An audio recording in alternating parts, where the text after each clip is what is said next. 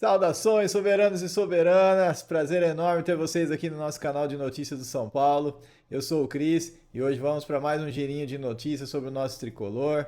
Mas antes, lembra aí de curtir o vídeo, compartilhar com os outros tricolores que você conhece, se inscrever no canal e bora lá! E aí, como que você tá? Tá curtindo bastante aí sua folguinha? Vai ficar de folga até quarta-feira, né? Ah, não? Você não joga no São Paulo? Ah, desculpa aí. Pois é, quem joga no São Paulo tá de folga até quarta-feira.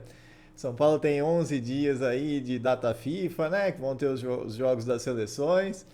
E o São Paulo deu folga pro elenco até quarta-feira. A reapresentação é só na quarta. Então vai ficar todo mundo, ó, pianinho. Estão jogando bem, estão super bem no Brasileirão. Todos os jogos aí ganhando de goleada. Então nada mais justo do que dar folga mesmo, né? Os nossos jogadores aí merecem. É, a gente concorda 100% com isso.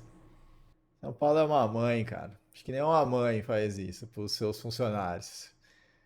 E isso reflete tanto no dia a dia do grupo, no dia a dia do time, que o Tretes, que é um cara que acompanha, né, o futebol do Atlético Paranaense, o Atlético Paranaense tinha acertado já valores com o Igor Vinícius para a contratação dele e tal. Só que o Igor Vinícius só fez uma exigência, que é essa parada agora que vai ter para o Mundial de Clubes, ele fique de férias. Afinal de contas, ele jogou demais, ele tá cansado, gente, ele precisa de férias. Se fosse no São Paulo, ele teria férias, porque o São Paulo é uma mamãe, os jogadores. Então, o Atlético Paranaense não contratou o Igor Vinícius, porque o Igor Vinícius não quis abrir mão das férias dele, entre aspas, de meio de ano, que vai ter a parada e vai parar a Série A. A Série B não vai parar. E o Atlético Paranaense está na Série B. Ele não quis fechar por causa disso, não chegaram num acordo. O que você acha? Deixa aí sua opinião sobre o que você acha disso. Eu, assim, eu concordo 100%. Acho que tá cansado, né, tadinho? Tá jogando demais, muitos jogos seguidos. É normal o cara não querer abrir mão, né, desse momento de descanso que ele tá precisando, né? Eu acho justo. E já que não deu certo com o Igor Vinícius, né? O Atlético Paranaense vai atrás do Rato. É o Rato. Aquele que foi dispensado de São Paulo, teve um monte de gente que chiou, que foi vendido, e o pessoal falou: não, mas ele é importante, não sei o que, vai fazer falta. O Vitória vai dispensar ele agora na janela do meio de ano. E muito provavelmente o Atlético Paranaense vai contratar ele, está interessado em contratar ele. Lembrando que o São Paulo vendeu ele por 5 milhões, se eu não estou enganado. Então, assim, o Atlético Paranaense está se reforçando para enfrentar o São Paulo na Copa do Brasil. A gente vai ter mais um que pode fazer a lei do ex contra o São Paulo, se caso essa negociação se concretize, né? Eu teria dois, teria o Igor Vinícius e o Rata, mas o Igor Vinícius estava muito cansado, coitado. Então ele não fechou porque ele precisa dessas férias, né? Mas o Rato acho que vai ser contratado pelo Atlético Paranaense e aí pode enfrentar normalmente o São Paulo na próxima fase, aí que o São Paulo vai pegar eles. Vamos ver, né? Vamos ver o que dá. A gente poderia ter se livrado do Igor Vinícius, mas não foi dessa vez. Ele vai esperar até o último minutinho para ir embora. É um amor. E uma notícia boa, hein, em relação ao Bobadilha. O advogado dele anunciou que ele ligou em chamada de vídeo para o Navarro. Os dois conversaram. Um pediu desculpa para o outro, pelo que um falou para o outro. Falei para vocês que o Navarro tinha falado besteira para ele. Então, assim, eles se acertaram. Muito provavelmente o Navarro vai retirar o boletim de ocorrência que ele fez. Aí não vai ser divulgado o que o Navarro falou para ele, para o Bobadilha. E aí a gente só vai depender da Conmebol, né? Se a Conmebol vai parar por aí ou vai aceitar que os dois jogadores se acertaram, né? E vai morrer por aí o assunto. Vamos ver qual que vai ser a postura da Conmebol numa dessa. Mas pelo menos os dois já se acertaram. E teve final feliz a historinha.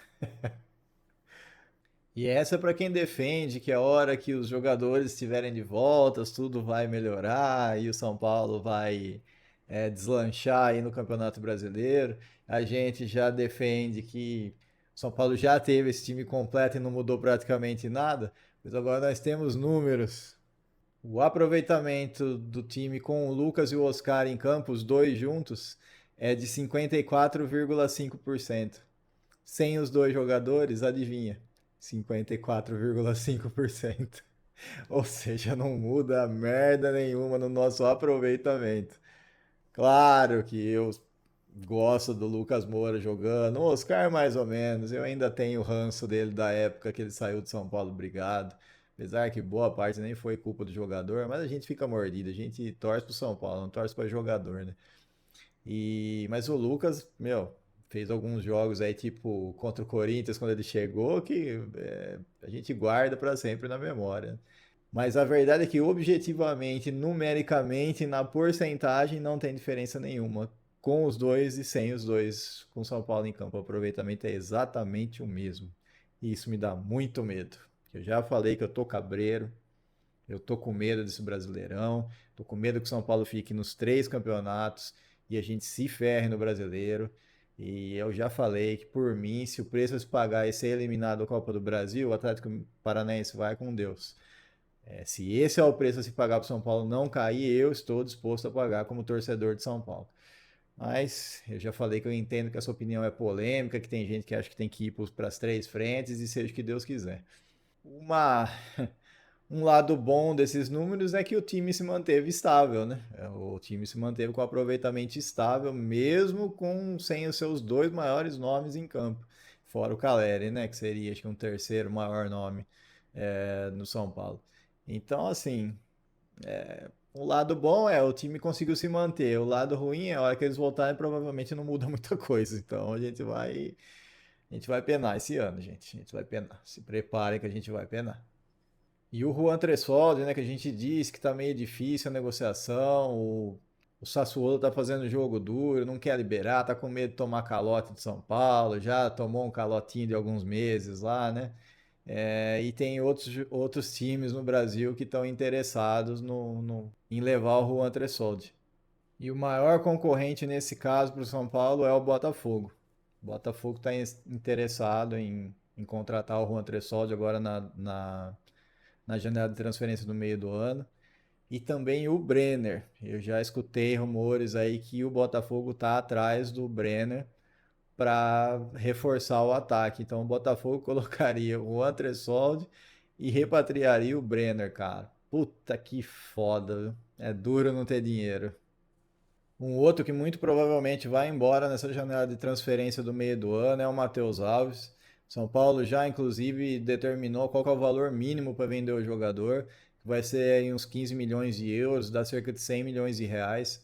Então, o São Paulo acha que se vier uma proposta por esse valor e ele acha que vem, ele vai vender, ele não vai segurar o Matheus Alves. Depois vendeu o Ângelo com 16 anos lá por 30 milhões. Aí eu não duvido de mais nada, cara. E apesar que eu acho que 100 milhões o Matheus Alves não é de todo ruim. Se conseguir manter uma parte do jogador, pelo menos 10%, alguma coisa desse tipo, eu não acho que seja de todo ruim. Ele praticamente sozinho bate o valor que o São Paulo precisa vender.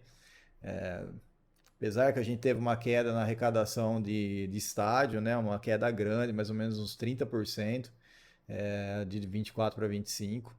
Então, assim, o São Paulo estava contando com esse dinheiro e vai ter que tirar de algum lugar para cobrir. Então, assim, São Paulo vai ter que vender jogador, gente. Já vendeu o Ângelo, provavelmente venda o Matheus Alves, provavelmente venda o Pablo Maia. Vai perder provavelmente o Juan Tressoldi também. Não vai conseguir repatriar o Brenner. Rapaz, esse ano a coisa tá feia pro nosso lado financeiramente falando, viu? O grupo lá que faz o parceiro que faz o FIDIC lá, que é o Galápagos, junto com a Outfield, eles analisaram, né, as finanças dos 20 times da Série A do Campeonato Brasileiro do ano passado, e o São Paulo recebeu uma nota C, ruim. Sinceramente, eu achei que estava pior. Mesma nota do Corinthians, inclusive. O Flamengo recebeu um BBB+, e o Palmeiras BBB. Os times que receberam nota mais alta foi o Atlético Paranaense, que recebeu um AA, e o Juventude também. A gente não precisa de ninguém para falar como é que tá a situação financeira do nosso clube, né? A gente tá bem por dentro disso. Tomara que as coisas melhorem, né? E é isso aí. Para você que não estava de folga porque não joga no São Paulo, o vídeo de hoje foi esse. Muito obrigado pela audiência. Amanhã, se Deus quiser, a gente volta. Amanhã tem treino, ou pelo menos reapresentação dos jogadores. Vamos ver se a gente tem alguma novidade, alguma coisa lá dos treinamentos. Muito obrigado pela audiência, um abraço, fique com Deus, até a próxima e vamos, São Paulo! Mãe de todos.